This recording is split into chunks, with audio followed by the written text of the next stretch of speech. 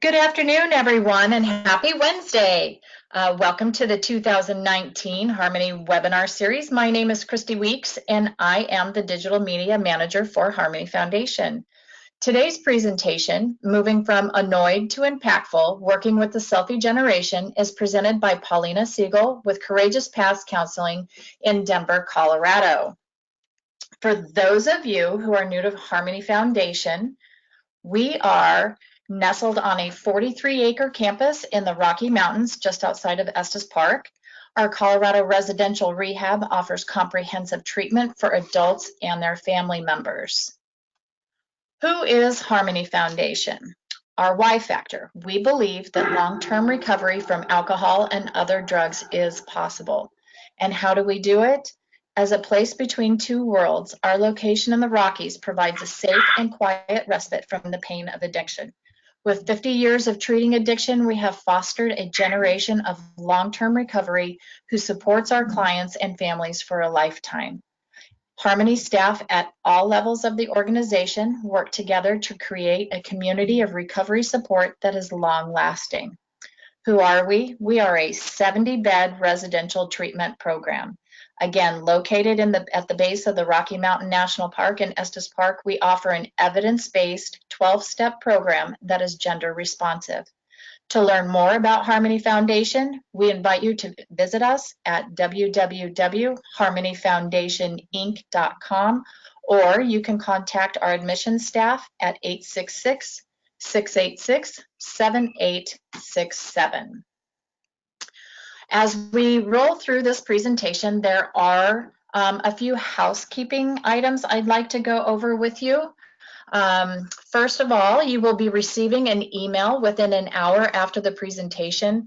Please be sure to complete the online evaluation. You must be actively engaged in the presentation for at least 45 minutes in order to receive a certificate. We use a system that tracks how long people are engaged in the program, so anything less than 45 minutes would not qualify for a certificate through NADAC for CEUs. However, we can provide an attendance certificate if you need to jump off early. You will receive your certificate by Friday, and if you do not, please let me know as soon as you can, and you can reach me at cweeks@harmonyfoundationinc.com. We also do record these webinars, and if you're interested in receiving the recorded version, you can email me at the same email listed on the screen, and I will be happy to share it with you.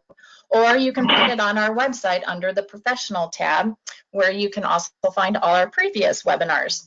The trick here to know is that those webinars, if you're getting them off of the website, they are no longer you can't get a CEU for them anymore. I apologize, I lost words there for a moment, but just want you to know they are accessible if you'd like to reference any one of them. Due to the ever-changing nature of the research on the topic that is being presented today, the slide deck will not be available. However, there are handouts, and you should be able to download those from your control screen. There are 4 of them under the handout section, just above the chat section and just below the question section. So we will be answering questions at the end of the presentation, so feel free to use your chat box on the right-hand side to type them in, and we will circle back with you and answer them at the end. So at this point, I would like to say thank you to Courageous Paths Counseling.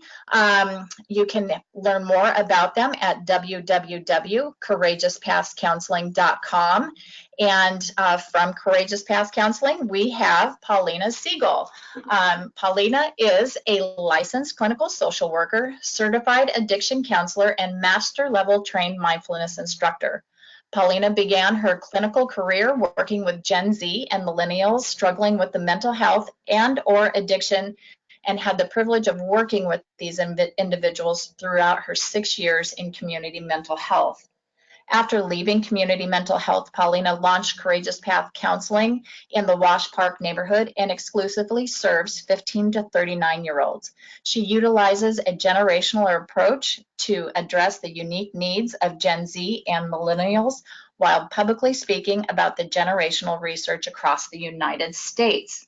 So We are so grateful to have Paulina with us today, and at this time, I am going to turn the presentation over to her. Let's see.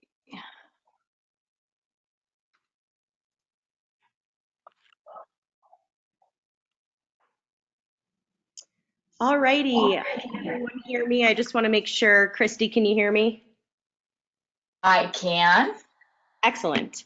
All righty, well, thank you everyone so much for being here. It is such a pleasure to be able to deliver content and research that is near and dear to my heart. And I'm really hoping the information is valuable and you are able to directly apply it to your clinical practice. Christy did a wonderful job of introducing me, so I don't have to go much into that. But I have a private practice in the Wash Park neighborhood, Courageous Past Counseling. I exclusively serve Gen Z and Millennials, which is anyone ranging from 15 to 39 years old. And I created a narrow niche and specialty because Gen Z and Millennials struggle uniquely. They struggle very differently from Gen X and Boomers, which are the two generations prior to Millennials. But for this presentation, we are solely focusing on Millennials. That's anyone who's 23 to 39 years of age. So that would be 1980 to 1996. So anyone born within that date range is considered a millennial, and anyone born after 96 is considered Gen Z.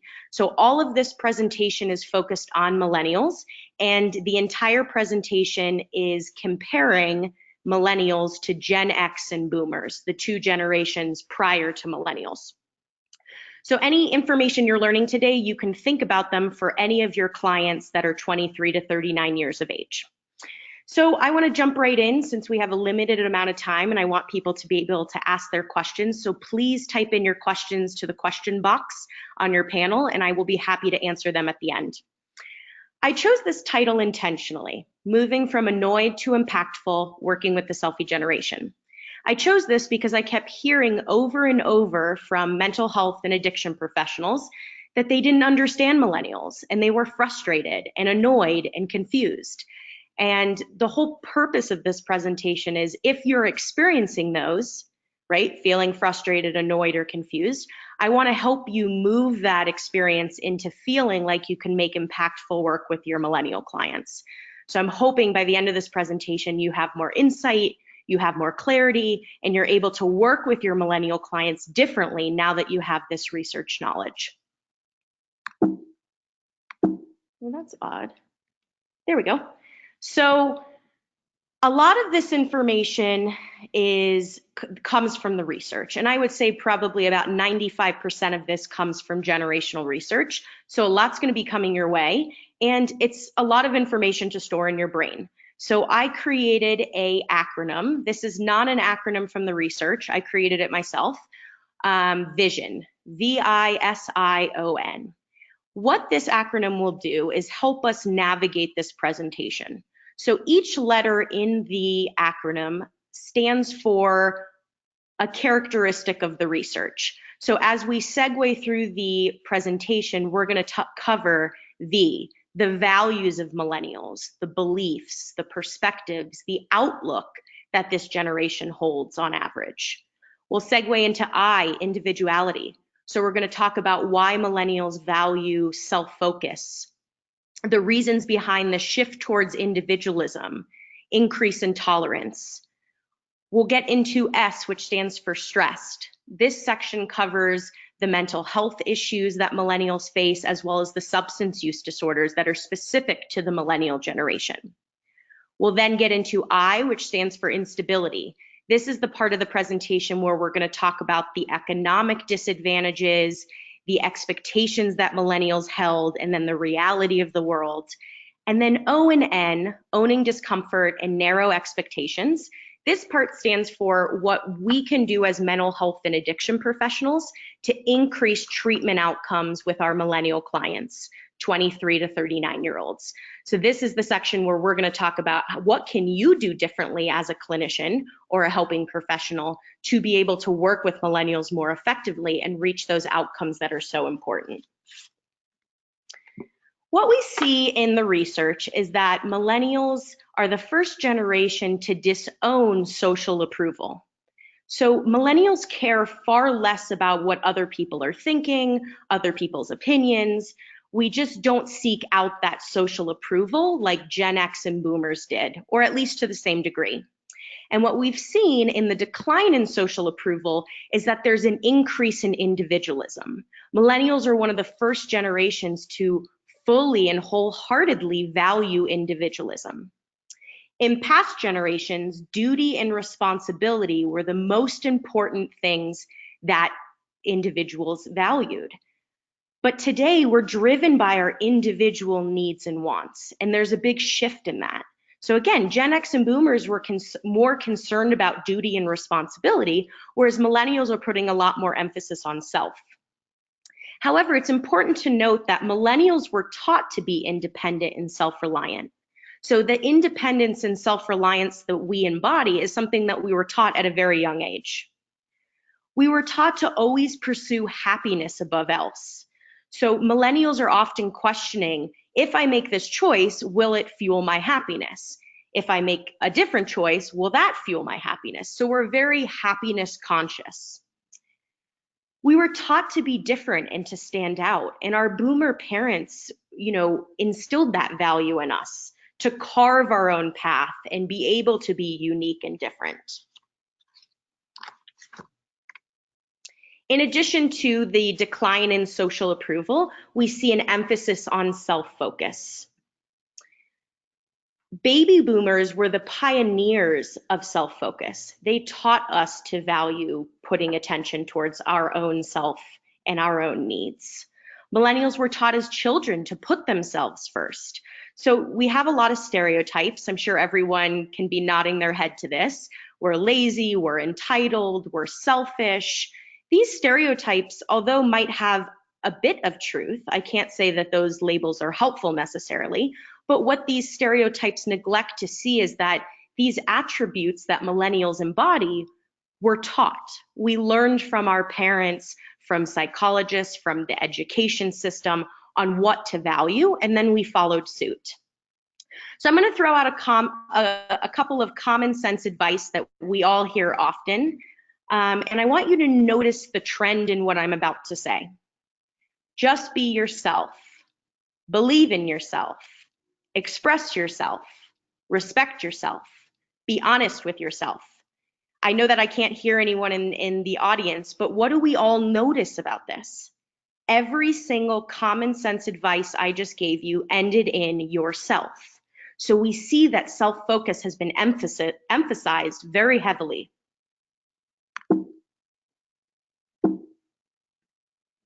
There we go. So in addition to the decline in social approval, we also see that independence has increased and has flourished. Just be yourself became the central ethos of parenting in the 80s and 90s. So in the 80s and 90s, parenting were using this terminology of just be yourself. Studies show that parents in the 80s and 90s named independence and tolerance as very important traits to teach children. Again, that was independence and tolerance were the top two traits to teach your children in the 80s and 90s. Millennials were taught from birth to be independent, open-minded, and receptive to new information. And parents even gave their children unique names so they could stand out. Boomers wanted their children to be different and unique and carve their own path and have their children carve their own path. So we've talked about the decline in social approval, but now I want to also talk about the decline in social rules. So millennials, again, all of this research is in comparison to Gen X and boomers, is the first generation to care far less about social rules and social standards. Again, because we're trying to be independent, we're carving on our own path, and we're putting our happiness above all else. However, there's an upside to the decline in social rules, which is an increase in tolerance. One of the upsides to individualistic attitudes is lessened prejudice and discrimination. Now, there's certainly a lot of discrimination and prejudice in our world. However, millennials are really working towards trying to decrease those biases and microaggressions. Being different is good became a mantra in the 80s and 90s and promoted diversity, equality, and acceptance. Millennials tend to be more tolerant than Gen X and Boomers due to the rejection of social rules from childhood messaging. Again, because we were told being different is good and being individual is good and practicing self-reliance and independence, we've also become more open and tolerant and accepting of people of different diversity. Again, it's not to say that we're not still struggling with prejudice and discrimination. It's absolutely still a very prominent issue, but millennials are the pioneer in trying to shake the system a bit. What's interesting is the only group millennials won't tolerate are those who are intolerant themselves. So millennials tend to be a bit more judgmental of people that are not tolerant, are not open-minded, are not willing to embrace diversity and culture, which I find to be interesting. In addition, or what we see with the decline in social rules is, again, the rise of the individualism. The less we care about what we're supposed to be doing in society, the more individualistic characteristics get stronger. What we also see is that happiness is always chosen above societal rules. So millennials are consciously making decisions based on their happiness. So if I'm supposed to be going to college because that's what the societal rule tells you, is you graduate high school and you go to college, that's just how it goes. Millennials are going, or every millennial's out of college at this point, but back when they were seeking college, there was this pause of, well, is that going to make me happy? Because if it doesn't make me happy, then screw that rule. I'll just do what I want. What we also see is that personal choice is favored over social standards. So our choice, our beliefs, our best interest is considered first before what society has outlined as the right thing to do. In the 90s and early 2000s, movies promoted this specific messaging. Rebel against restrictive social rules, don't follow the rules if it jeopardizes your happiness, and always do what is right for, keyword, yourself. Bend It Like Beckham, Princess Diaries, Sisterhood of the Traveling Pants are all examples of movies that really informed and also reiterated this messaging that millennials received from such a young age. Again, happiness, personal choice, and making sure you carve your own path. So now we're going to get into the self-esteem movement. This is a very critical part of the research, and so I'm going to spend a bit of time on this because I believe that it really provides some insight into understanding millennials and the reasons behind why they show up the way they do in the world and how they navigate the world.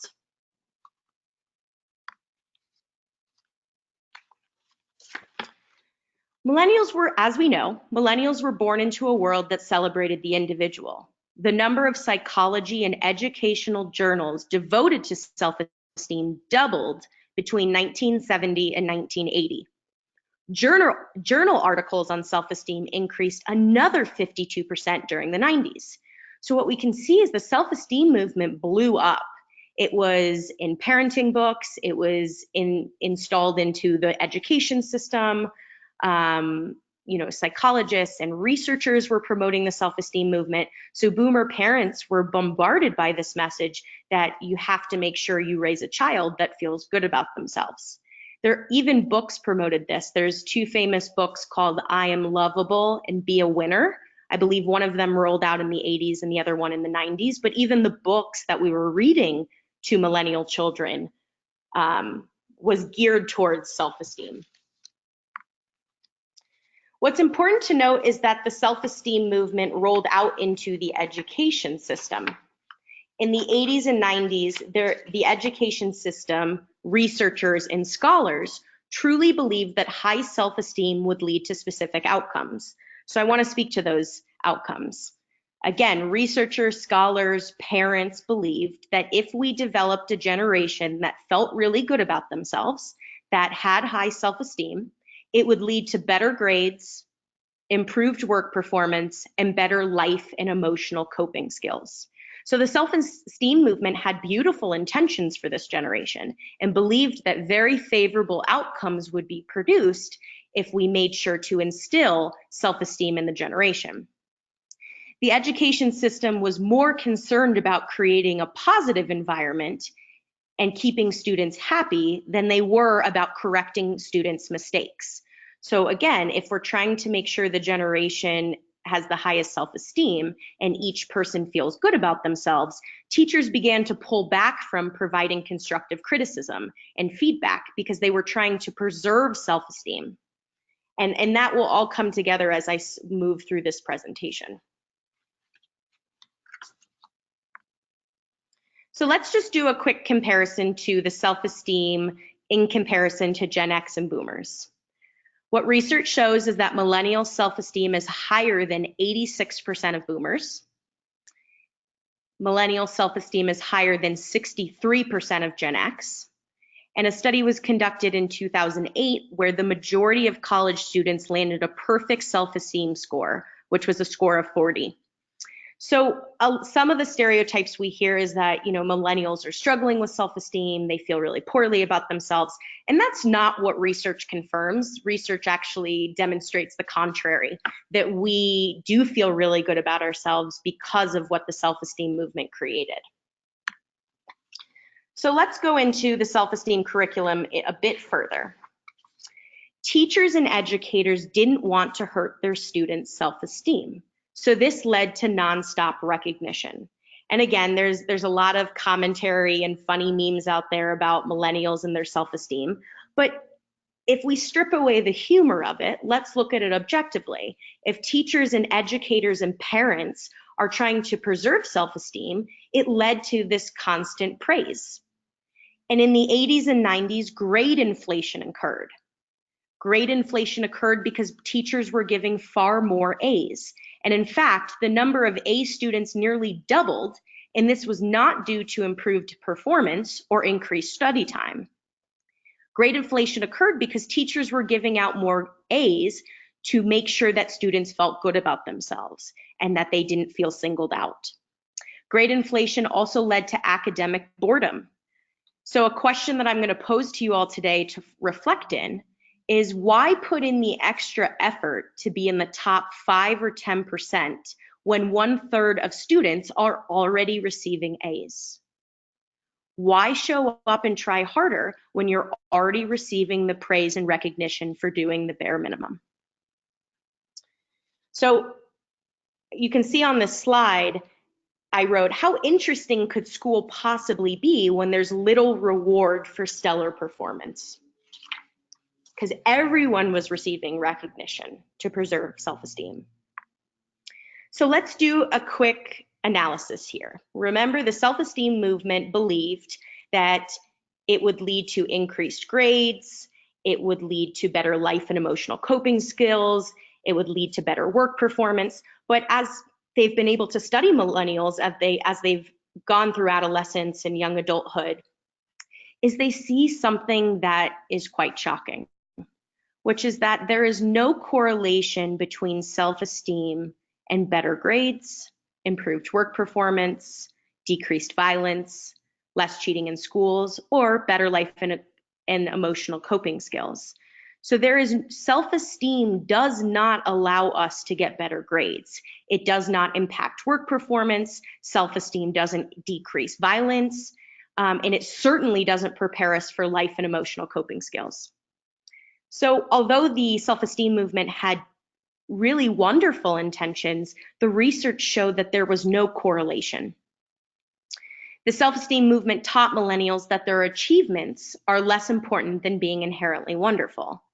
So just believing in yourself and being great is more important than what you actually produce and the work you put forward.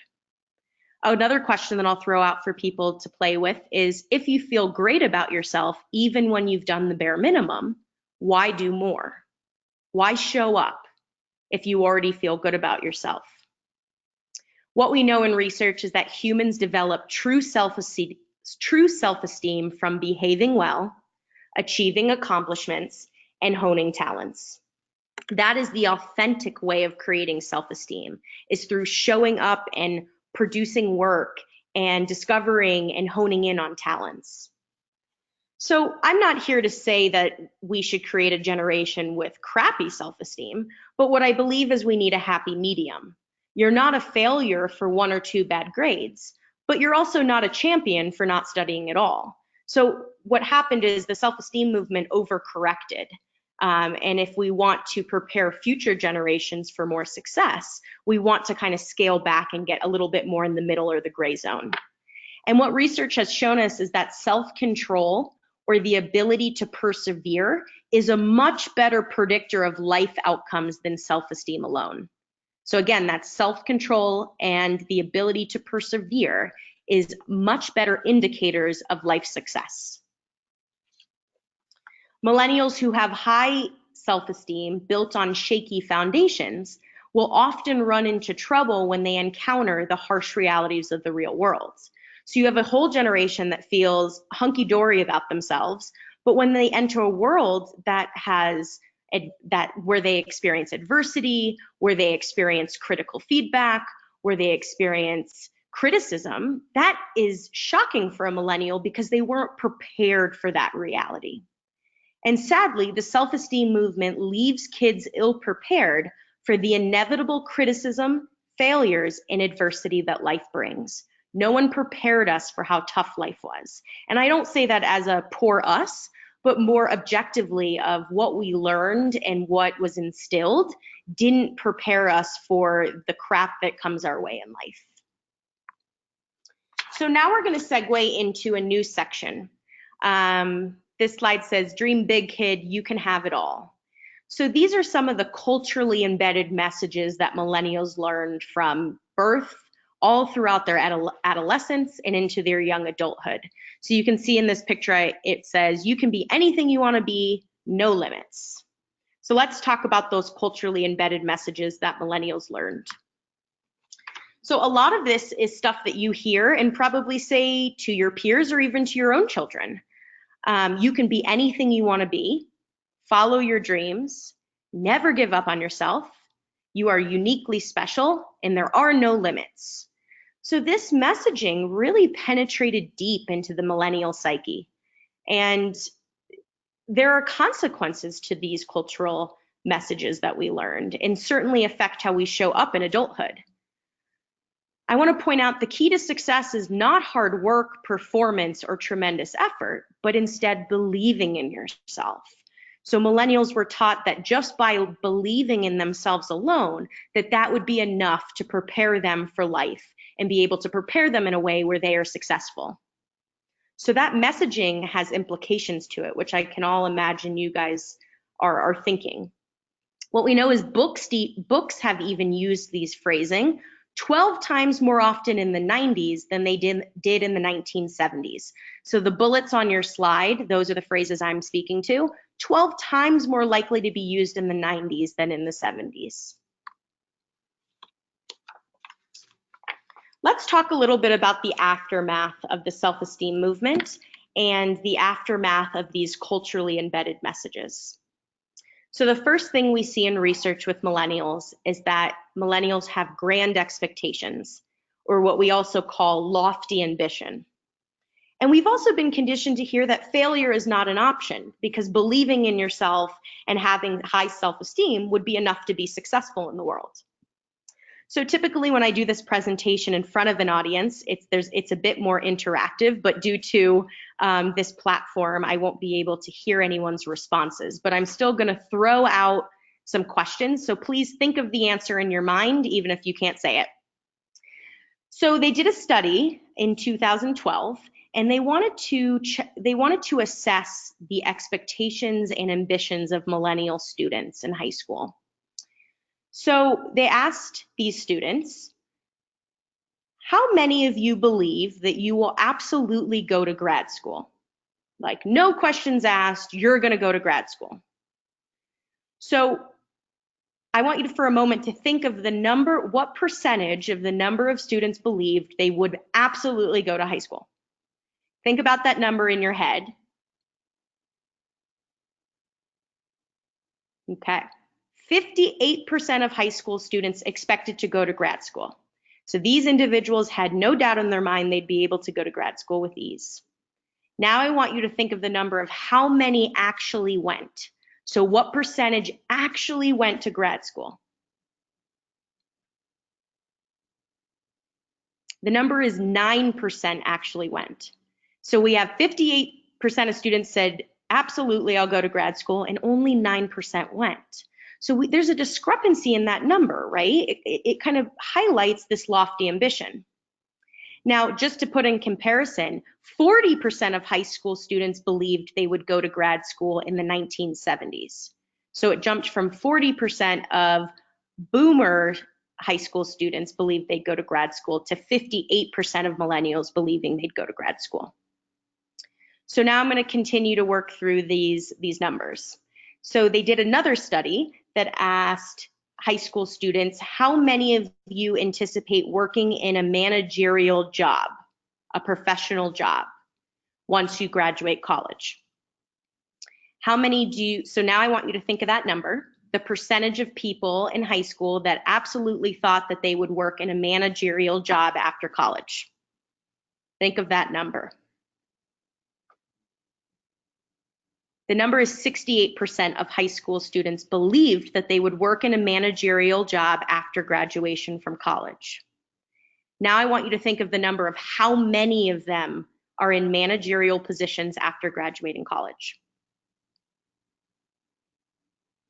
The number is 20%. So 68% of high school students believed they'd absolutely work in managerial jobs after college, and only 20% actually do. So again, we see a large discrepancy in the numbers, that lofty and grand expectation. Millennials' overconfidence is often tempered by the dawning realization of reality. The most common dreams of millennials. Again, we can't make this presentation interactive, but I want you to think of these answers in your head.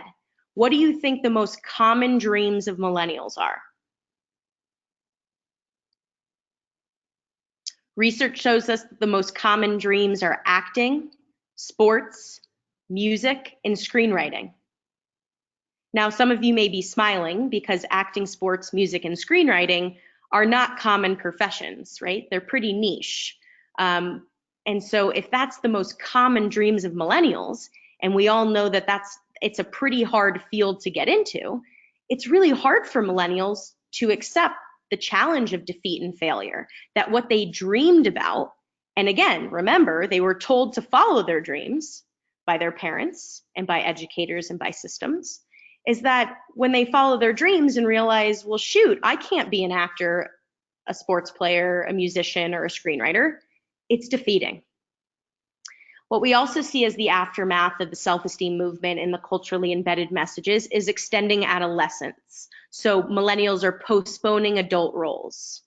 So there's a lot of, there's a term out there called failure to launch. I don't personally use that because it's very shame-based and I don't find it to be helpful. I use the term emerging adulthood. So millennials are the first generation to really embrace this concept of slowly integrating into adult roles. And what we see is that millennials struggle with the decision to pursue dreams or cut their losses and go home. Because again, the culturally embedded messages told them to dream big, there are no limits, the world is your oyster. And so when they realize that the world doesn't operate that way and that there are limitations, it's crushing to millennials. And a lot of millennials report that choosing something seems like giving up on the endless possibilities that the world could offer.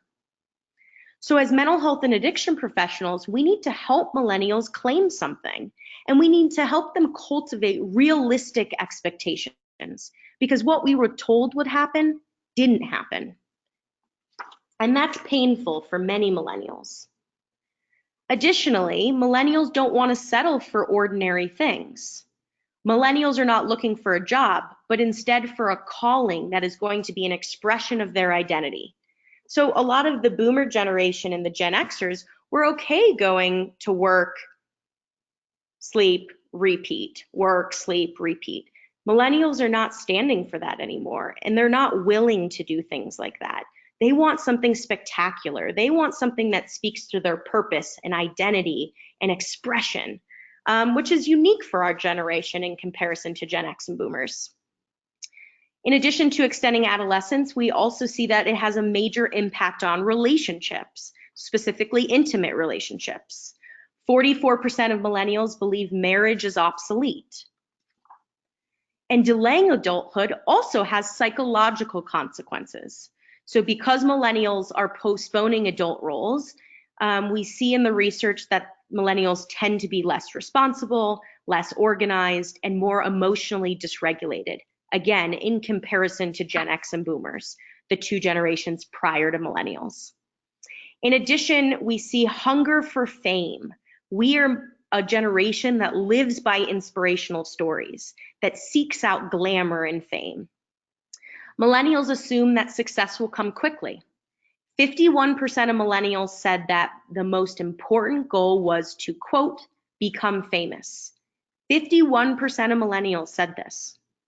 And we all know that getting famous is challenging, and a lot of it is due to who you know and luck.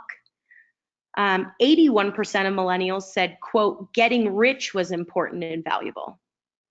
Social media plays a huge role in this because there's all these Instagram and social media influencers. So fame seems like it's in, arm's reach, but it's still challenging to become a social media influencer or to become famous in the world. It's not an easy track. Continuing with the aftermath of the messages we received, as well as the self-esteem movement, is the self-esteem movement and these culturally embedded messages taught millennials not only to put themselves first, but to practice self-expression, transparency, and openness. So one of the beautiful things that came out of individualism and the self-esteem movement is that we believe that our thoughts and feelings matter, and we're willing to express that and advocate.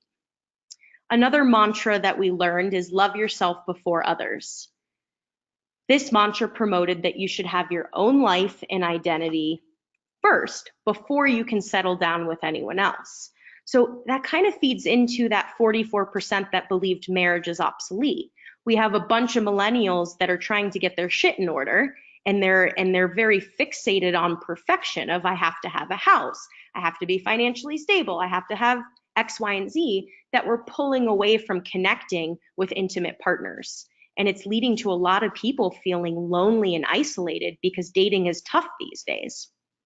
What we also know is that this mantra, as I said, increases that lonely and isolation, which leads to increased dual diagnosis symptoms, so substance use disorders and mental health diagnoses.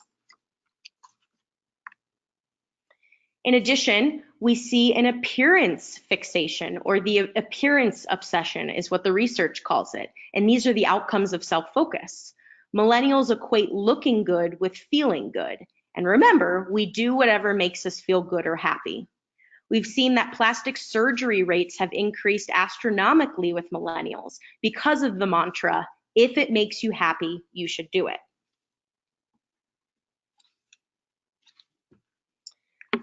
Materialism has also increased and is a value of millennials.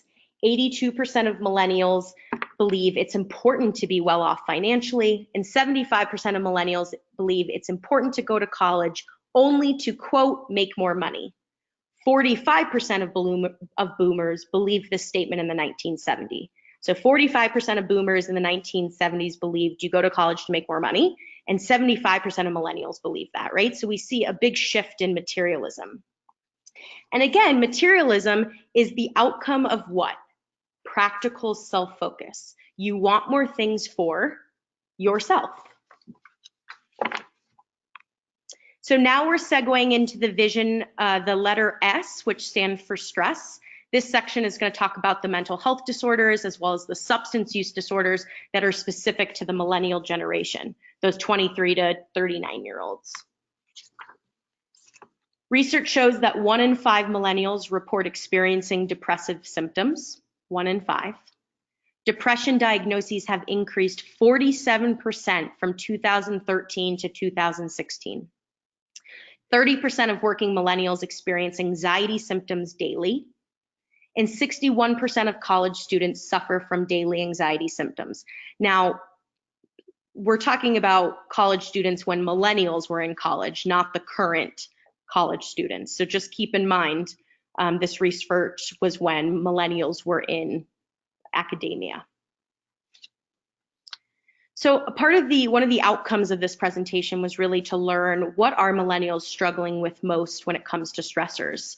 Millennials have been named the most stressed out generation. So I want to just highlight the things that millennials are stressed out about, which allows you to be more intentional and check in around these areas to see if you can provide clinical support. Money. So finances are incredibly stressful for millennials, and 85% of millennials report that they are stressed out about money. 75% of millennials struggle with work, feeling satisfied at work, feeling like work is meeting their needs. 62% of millennials are stressed out about family responsibilities and family obligations. 65% of millennials report struggling in modern dating and relationships. 59% of millennials report stress around job security, feeling like they're able to hold down a job, keep a job, find the job that fits their personality, their calling. And then 35% of millennials report struggling with personal safety. And I think this has come to light with the Me Too movement and all of the tragedy and horror that we constantly see in media. So money, work, family responsibilities, relationships, job security, and personal safety are the top 5 stressors that millennials report. In addition, millennials suffer from loneliness and isolation because they're connecting less face-to-face. And the key word is face-to-face, where we might have thousands of friends on Facebook and get 100 likes on our Instagram post. However, we're still starving for this affection, and we want face-to-face connection, but social media and technology has kind of created this isolation, and millennials are suffering from that. And certainly suicidality has increased steadily over the last years. Now we're going to look at the substance use disorders. Millennials' drug of choice are opioids. 23% of millennials are more likely to die from an overdose compared to Gen X, 23%. Millennials who use opioids recreationally are 5 times more likely to suffer from addiction. And there's currently 12% of the millennial generation is struggling with opioid addiction, 12%. Millennials have the highest rate of binge drinking compared to Gen X and boomers, and more than 10 million millennials need addiction treatment. That's roughly 3 to 5% of the US population are in need of addiction and mental health services right now. So now we're going to get into the other I in my VISION acronym, which stood for instability. We're going to talk about the economic disadvantages. Things are harder for millennials. Now, I say this, and a lot of people, there might be some pushback of, nah, it was just as hard for Gen X and boomers in their 20s and 30s, but research doesn't confirm this. The age distribution of wealth has changed significantly in the US. Between 1984 and 2011, the wealth of older adults increased 37% when adjusted for inflation, while millennials' wealth fell by 44%. So the distribution of wealth is vastly different for millennials in their 20s and 30s than it was for Gen X and boomers. And the essentials are astronomically expensive. Education, housing, daycare, healthcare, student loans is incredibly higher than it was when boomers and Gen Xers were in their 20s and 30s. In addition, we live in a highly competitive market. Millennials are the most highly educated generation thus far in comparison to Gen X and boomers. 32% of millennials have a college degree, and 13% of them are unemployed. They went to college, they spent a crap load of money, they worked hard, and they can't even find jobs. The national average of unemployment is 4%. So just to put that in perspective, the national average of unemployment is 4%, and 13% of millennials with a 4-year college degree cannot find jobs. The supply of college graduates over exceeds the demand in the workforce. There's far too many educated people and there's not enough jobs. So this leads to intense defeat, failure, and competition.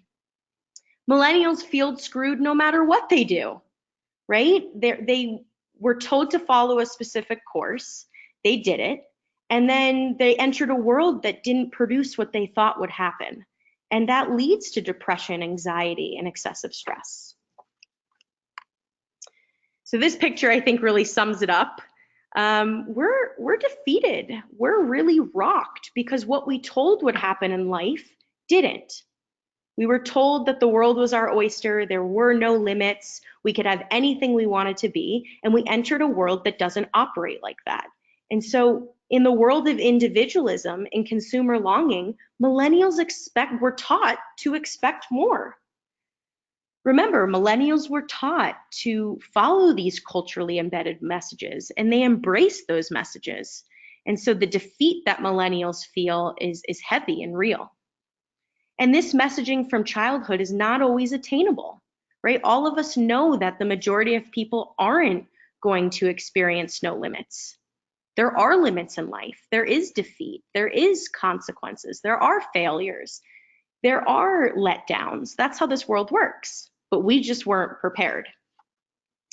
And those high expectations were also fostered by a lot of media consumption, which only perpetuates the desire for glamour, more, more, more. So now I want to get to some of the positive things that the millennial generation has cultivated and created.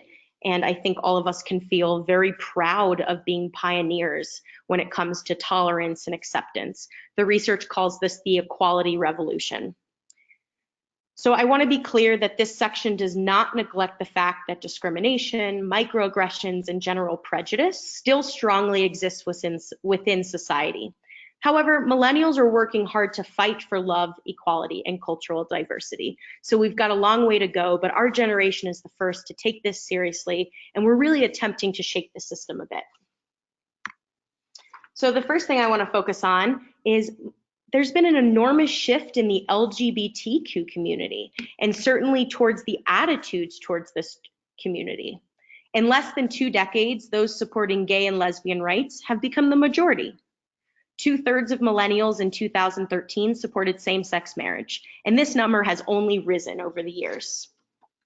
In comparison to past generations, millennials have been exposed to the LGBTQ+ community in media, which has really helped to increase acceptance and open-mindedness and just more loving attitudes. We've also seen a shift in minority groups. In comparison to Gen X and Boomers, millennials were more exposed to popular media that showed various minority groups. Millennials have become more accustomed to diversity in a variety of professions, whether that's the workplace, neighborhoods, marriages. They're just far more integrated now, and millennials were exposed to that at a much younger age than Gen X and Boomers were. And we're much more comfortable with racial crossovers. Again, one of the perks of individualistic attitudes is that millennials value culture diversity and universal acceptance. Women now earn the majority of college degrees and almost half of all medical and law degrees. Women are now the majority of accountants, financial managers, medical scientists, and pharmacists. And there's been a major shift in gender roles and attitudes. Feminist attitudes have increased 87% since 1970. And there's been a profound shift towards gender equality and just the language that millennials use and promote. Millennial women are also more likely to present what the research calls as male dominant characteristics.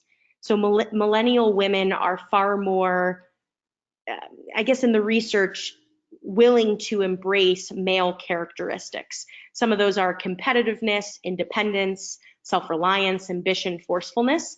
And these qualities are indistinguishable now with millennials. We can't tell the difference from research. So we've seen a major shift in tolerance when it comes to women, minority groups, in the LGBT community, which I personally feel very proud that millennials have carved this path. So now we are back at our acronym. At this point in time, we have worked through V through I. We've talked about the values, beliefs, outlooks, perspectives that millennials embody. We've talked about the shift towards individualism, independence, self-focus, We've talked about the mental health and substance use disorders that are specific towards millennials, and the instability, the economic disadvantages, what we expected to happen in adulthood and what actually happened. And now we're going to focus on O and N. So this is the section of what we can do as mental health and addiction professionals to increase our treatment outcomes with 23 to 39-year-olds. So this is how you as clinicians can show up a little bit differently using this research knowledge to lead to a greater impact. All right, so the first thing we can do is become informed about the generational differences, which I think all of you can have a big smile on your face, and this is a beautiful start, but starting to understand the personality, behavior, attitudes, beliefs, and values, which this presentation covered heavily. The second thing we need to do to help millennials to thrive is to teach self-control and self-discipline skills, because those two pieces really help us to be successful in the world. And what we know again in research is that self-control and self-discipline leads to increased productivity, performance, and actually helps with emotional regulation skills. So as clinicians, being mindful of self-control and self-discipline and helping our clients explore those. We also want to help millennials learn practical life skills. Now, I say this because there's a bunch of stereotypes out there about millennials. And, again, some of them are true, but one that really is factual is that we weren't really taught the necessary life skills to be successful, even though we value independence, which is kind of a bit ironic. But making sure to check in with your millennial clients around, do they know how to do laundry? What do they have the skills to budget? Do they know anything about paying taxes, time management, or even writing a resume or cover letter? You might assume, well, duh, they must know that. But I would be mindful about your assumptions and checking in with your clients to say, hey, do you know how to budget? If not, let me teach you those skills. Additionally, we want to teach millennials how to adapt and cope effectively to life challenges, right? Because millennials have pretty low distress tolerance skills. So helping them build self-awareness, navigate and process decision-making, problem-solving, critical thinking, effective communication, and certainly, distress tolerance skills to be able to emotionally regulate during tough times. So something that we can do as clinicians is really teach these life and emotional coping skills so they feel more competent and prepared to deal with adversity that comes their way. We also want to help millennials encourage face-to-face social relationships. Keyword face-to-face. It doesn't matter if you have 1,000 people like your post, that's really irrelevant. What research shows is that when we have face-to-face connection, it creates a rich and meaningful life. And so when I'm working with my clients, I'm constantly checking in. How often are you connecting? Have you scheduled a happy hour, right? If this is a client not struggling with addiction. Are you seeing a friend? What can you do this weekend with friends or peers or coworkers? And I've listed a couple of ideas. Meetup Group is a fabulous organization where it brings people together based on interests. So checking in, what do you like? Oh, I love dogs. Great, let's go on Meetup and see how many dog groups there are so that you can get out there with your pup and socialize. Clubs, sports leagues, volunteering, this all gets us out of technology and into the real world and connected. We also want to provide millennials career counseling. We need to start helping them identify their strengths and weaknesses. Again, just believing in yourself and high self-esteem isn't enough to be successful. And we were taught that we were just inherently wonderful, which again is a very nice message, but all of us have strengths and weaknesses, and we need to help millennials explore that clinically. And then by determining their strengths and weaknesses, making informed decisions around careers, around relationships, anything interpersonally. So really asking the right questions and having them discover those.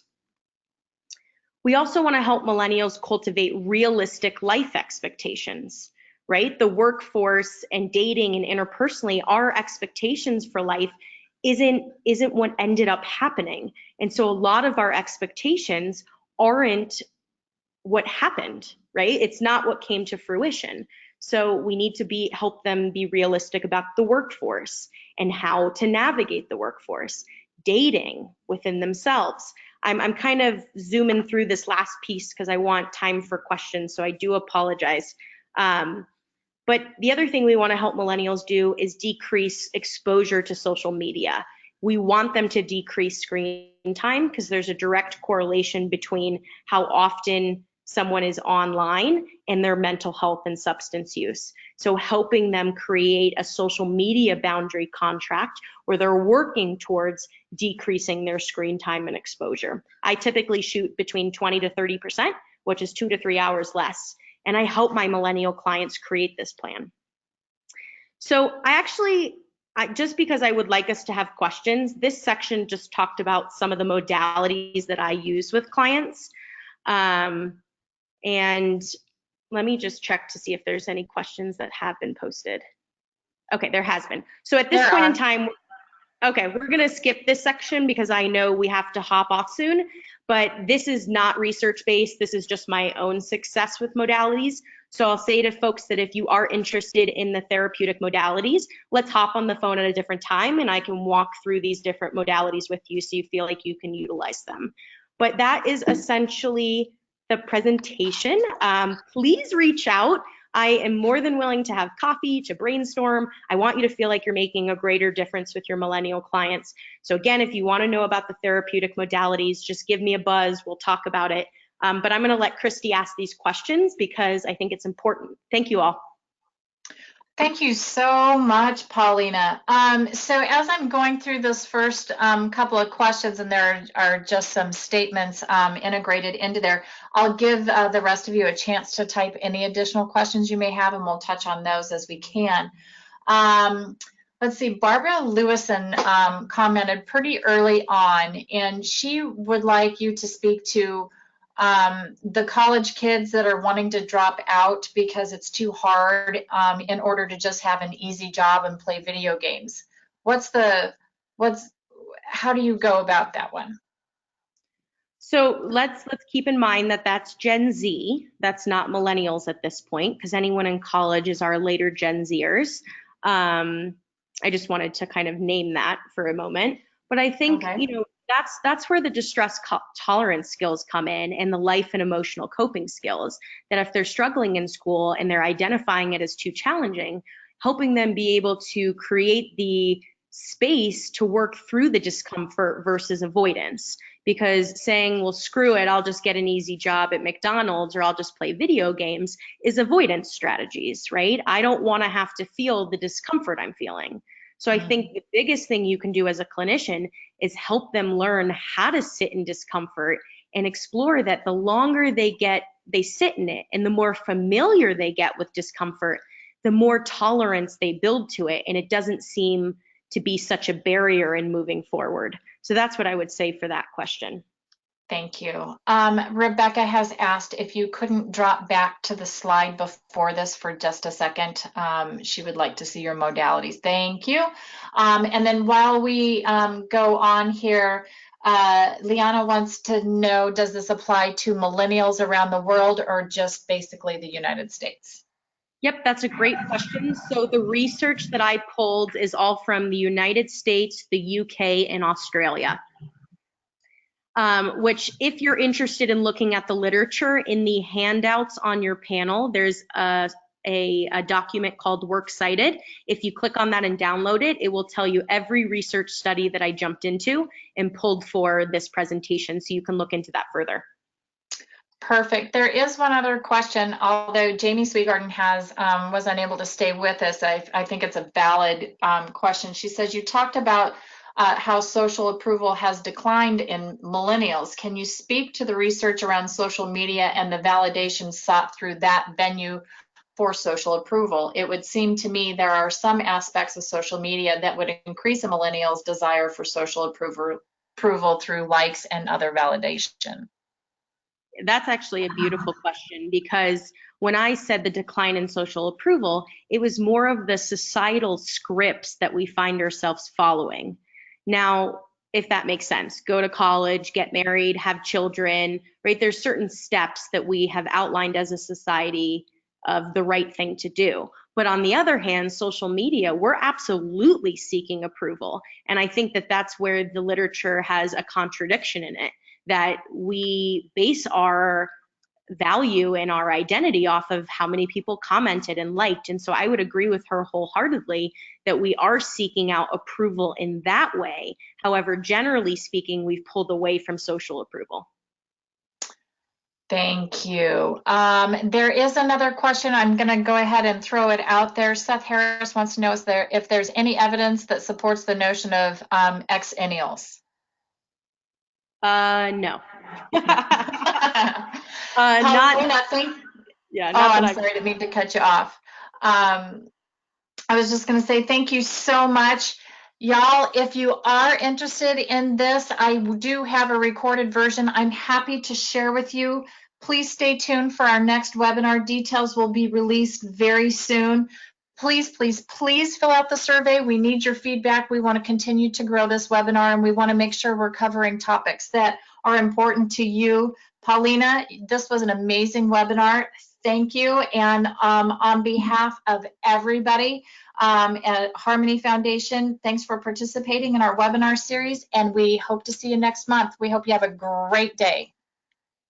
Thank you all.